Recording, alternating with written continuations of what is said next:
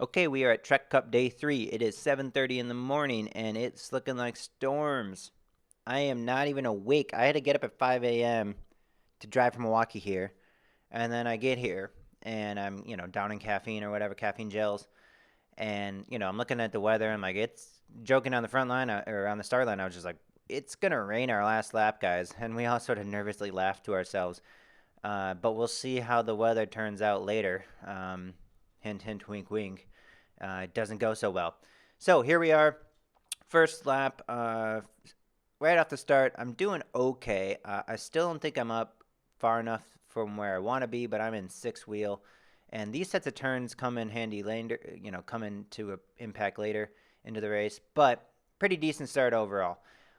I unfortunately have been from here, roughly, the first minute or two, I tend to be like fifth, sixth wheel maybe, doing okay, but I eventually get like to minute like five where, or minute four, and I kind of let people pass me, and I really need to stop doing that. Here I hit my shoulder pretty hard, got a nice bruise the next day. But, this is my problem, and I'm starting to play with this a little bit more, and I just finished Jingle Cross weekend in Iowa, and I try to do this a little better where I want to stay up further ahead because otherwise I'm stuck in traffic like this. Even fifth wheel in the after this whole shot or whatever, I do end up dropping a couple places even after that. So I really need to learn how to like just recognize when to make some passes like I do here, and also just to make sure I stay up there through the first 5 minutes. I mean, really, it's just a hard VO2 effort for 4 or 5 minutes and then just stay up there. But that, I think, is something I really need to start playing with and learn. I really like your comments on that. Here we are on this backstretch like we talked about in day 1 and day 2 highlights, which is my strength is just I sprint here basically while that guy ahead was like free pedaling. And yes, I do have to slam my brakes, but I make up a whole bunch of time here.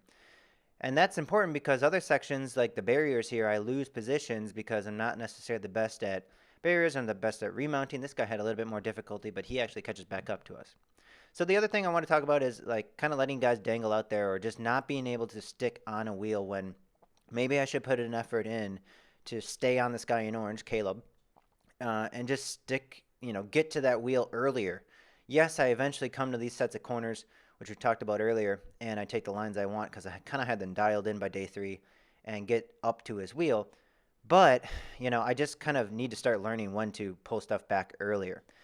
So we're getting to the part where weather starts to kick in. Listen up, if you have intent, particularly if you're over in the grass and you have not staked it or weighted it down, we're going to ask that you do that as soon as possible. We have a little bit of weather that's going to come through here possibly the next. So I heard that and knew that weather was coming. Now look at these guys. They're kind of taking what they call the cheater line, which is kind of funny. I'm too big and wide-shouldered to actually make that line. But you can see they kind of bike away from me. And my remounts are slow, so I lose another position here. Here's another example of remounting where I lose a position. So, while I do have some of these sections where I do pull it back, there are other sections where I really have been recognizing I'm losing some time. And that's just a matter of practice, practice, practice. So here, after I lose some time there in positions, I recognize this is sort of a longer stretch. I can put in a dig here past this guy, and since I'm having quite a bit of momentum still, I can continue to pass this guy and be in a better spot. But again, we're stuck in this position of after I make these passes, I let somebody dangle out there in front of me without closing it down as early as I should.